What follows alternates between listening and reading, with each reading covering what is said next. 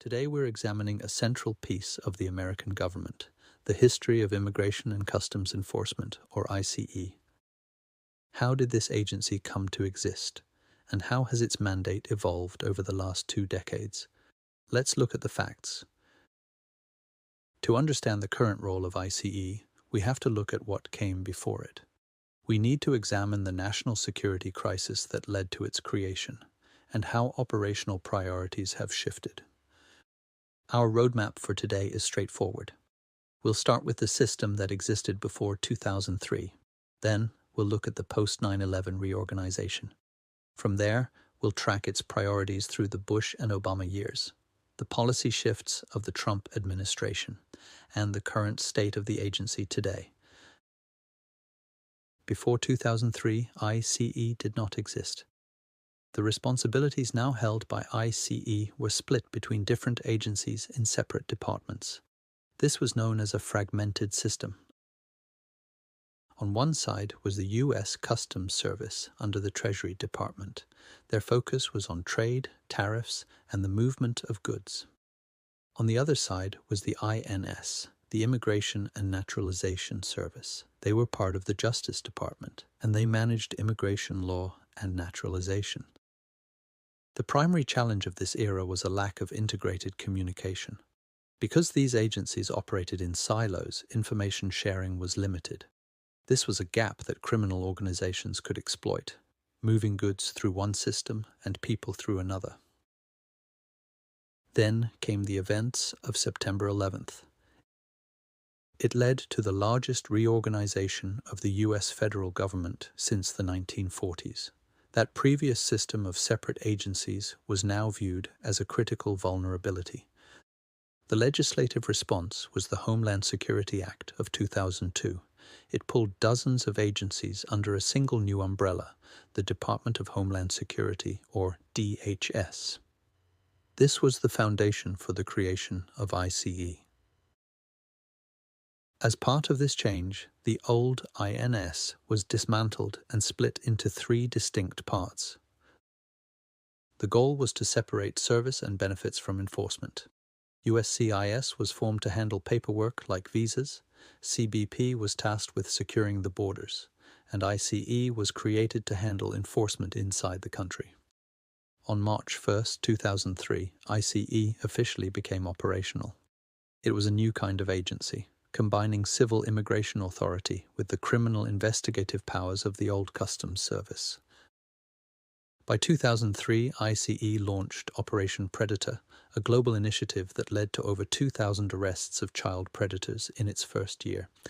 In 2004, the first fugitive operations teams were deployed to locate individuals with existing deportation orders. Then in 2010, the agency created Homeland Security Investigations, effectively splitting ICE into 2 worlds: administrative removals and large-scale criminal probes. In the years that followed, the agency's priorities were defined by the policy goals of each administration. The Bush years focused on building the agency's infrastructure, shifting from a policy of fining employers to a strategy of large-scale criminal investigations and arrests of workers. Under the Obama administration, the stated policy was to prioritize the deportation of individuals who had committed serious crimes. However, total number of removals remained high, leading advocacy groups to refer to President Obama as the deporter-in-chief. The 2016 election brought another shift in policy. The Trump administration expanded the scope of interior enforcement. The policy moved from a system of prioritization to one where any individual in the country without legal status was considered a priority for removal. This new approach was enacted through a series of executive orders that removed previous restrictions on where agents could conduct enforcement actions, leading to an increase in high-profile workplace operations and more detention capacity. To manage this expansion, the agency doubled its workforce, hiring 10,000 to 12,000 new officers in less than a year. This brought the total force to around 22,000 agents, making ICE the largest federal law enforcement agency in the U.S. The 2025 One Big Beautiful Bill Act resulted in the agency's funding and workforce expanding. The base budget remained at around $9 billion, but the budget for 2025 reached approximately $29 billion. As the agency grew, so did the public debate. Supporters argue these changes are necessary to uphold the law and protect national sovereignty, and that consistent enforcement acts as a deterrent, ensuring that immigration remains a controlled legal process. Critics raise concerns about the human and economic impact of these tactics. They point to the potential for civil rights violations and the strain on local economies as workforce is removed. There have also been reports of agents using unmarked vehicles or masks have been cited by local officials as points of legal and public concern. In response, the agency maintains that these methods are standard law enforcement practices, essential for ensuring the safety of officers when conducting high-risk operations in unpredictable environments. One specific data point has become a focus of this debate. In the 2025 calendar year, there were 32 deaths in ICE custody. This was the highest number in over 20 years, matching the record set in 2004. The history of ICE is a history of constant evolution.